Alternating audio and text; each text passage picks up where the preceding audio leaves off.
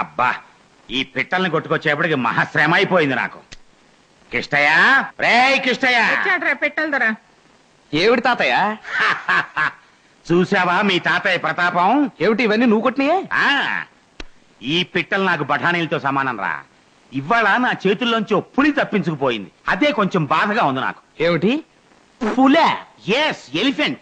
నేను పిట్టల్ని కొడుతుంటే వెనక నుంచి భౌ భౌమని మురుగుతూ వెళ్ళిపోయింది పులి. భౌ భౌమంటూ పులి వెళ్ళిపోయిందా? భౌ భౌం అనేది కుక్క కదా. మీ తాత ఇంకొంచెం సేపు మాట్లాడితే సింహం తుమ్మిందని, కోతి మాట్లాడిందని అని జోలిపోతలు కూస్తాడు. ఒక్కటి నిజం కాదు. చూసావా తాతయ్య, బామ్మ నిన్ను నమ్మటం లేదు. ఈసారి వేటకెళ్ళేటప్పుడు బామ్మని తీసుకెళ్ళు, తేలిపోతుంది. అది ఒక్కటే తక్కువ సంబడం. ఈయన ఆటకెడుతున్నాడో ఎక్కడికి ఎడుతున్నాడో ఎవడికి తెలుసు? ఎవడు చూసాడు? అంటే ఏం నీ ఉద్దేశం? నేను ఎవడో వేటగాడికి 10 రూపాయలు ఇచ్చి వాడు కొట్టిన పిట్టల్ని కొనుక్కొచ్చినట్టు మాట్లాడతావేంటి? అదే జరిగింది. అదే సురయ్య. ఎవడాడు? సురయ్య, ఏమిటి నువ్వు ఇలా చేసావు? ఏం చేశాను బాబాయ్? బాబాయ్ చూసావు బామ్మ? అవునరా, నేను చెప్పిండ్లా. ఆ పిల్లకాయలతో గోళీలాడి ఆయన పరువు మన పరువు ఏనాడు పెన్నెలో కొట్టుకుపోయింది. అంటే మేము ఫ్రెండ్స్. సిగ్గు లేకపోతే సరే. ఏంటి బాబాయ్ చెప్పు. నువ్వు ఆ కోయడికి 10 రూపాయలు ఇచ్చావు కదా, ఆ 10 చాలదు ఇంకో 10 పట్టమని గొడవ చేస్తున్నాడు. అదే కోయవాడికి పిల్లాడు పుడితే 10 రూపాయలు బహుమానం ఇచ్చాను. సడన్ గా వాడికి ఇంకో పిల్లాడు పుట్టినట్టున్నాడు. ఇంకో పత్తెమ్మని బాబాయ్ని పంపాడు. డబ్బు పిల్లాడి కోసం కాదు, నువ్వు కొన్న ఈ పెట్ల కోసమే. పో బయటికి వెళ్ళు. నువ్వు బయటకు వస్తావుగా, అప్పుడు చెప్తా నీ పని. నేనంత తెలివి తక్కువ.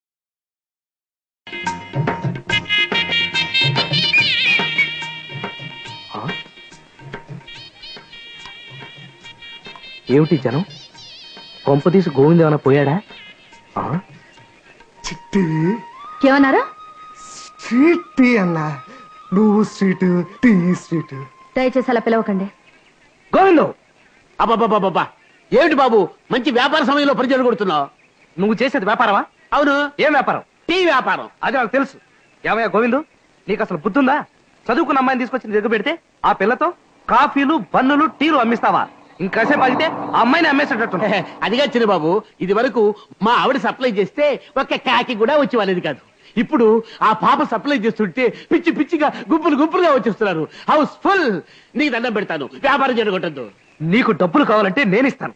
అంతేగాని ఆ అమ్మాయి చేత ఇలాంటి పనులు చేయించావో నిన్ను కాల్చి బూడిద చేసి టీలో కలుపుకుని తాగేస్తాను. ఈ పూట కుదలేదైనా ముందు నా వ్యాపారం గాని చూసేవా డిమాండ్. మరి సీత, మీరా? ఎలా ఉన్నావు? బాగున్నానండి. ఇక్కడ పని చేయడంతో బాగా పొద్దుపోతుంది. నువ్వు బాగుపడవు. ఎలాగూ టీ వేయడం నేర్చుకున్నావుగా, నాకు వచ్చేనా టీ పట్ల. ఇప్పుడే తెస్తాను. చూసావురా, అందమైన పిల్ల గాజుల చేతితో టీ ఎత్తా ఉంటే రాజ్యలక్ష్మి గారు మనవడు కూడా మా అలాగే ఎక్కడికి వచ్చేసాడు. చైనా టీ క్యాన్సిల్. చిలక కొట్టుడు కొడుచే. కిష్టయ్య, ఒరే కిష్టయ్య, ఒరే కిష్టయ్య, ఏంటిది? ఓహో, రారా మనవడా రా. నువ్వు పట్నంలో సతికిన సతుకు ఇదేనంటరా? పట్నంలో సతకరా మనవడాన్ని పంపిస్తే తెల్ల సుట్టలు కాల్చడం నేర్చావా? తెల్ల సుట్టలో మాట్లాడరా. పోయమ్మ, ఇంజన్లోంచి పోగొచ్చినట్టు వస్తా ఉంది. ఇంత పోగ ఎక్కడ దాచుకున్నావురా? బామ్మ, నీకు అసలు లోకం పోకడే తెలీదు. పోకడా పోగ? మరి పట్నంలో సిగరెట్లు అంటే అదే తెల్ల చుట్ల కాల్స్తేనే మగాడు అనిపించుకుంటారు.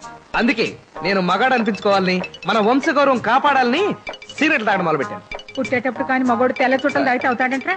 ఇదిగో చూడు, నువ్వు మొగడు కావాల్సిందే, మన వంశగౌరవం నిలబెట్టాల్సిందే. కానీ ఈ తెల్ల చుట్టలు కాల్చి ఒళ్ళు పాడు చేసుకోవద్దు నాయన. బామ్మ, నువ్వు ఆ సిగరెట్ పట్టుకుంటే నువ్వు తాగినట్టుగా ఉంది. చెప్పారా నాకెందుకు రా. ఇదిగో చూడండి, నా మనవడికి పెళ్లి చేయాలనుకుంటున్నాను.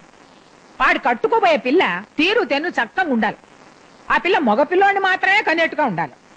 అదంతా మీరు ఎట్ట కనిపెడతారో? ఓ అమ్మో, మా తల్లో బంగారు తల్లి, నే సోది చెబుతానమ్మా.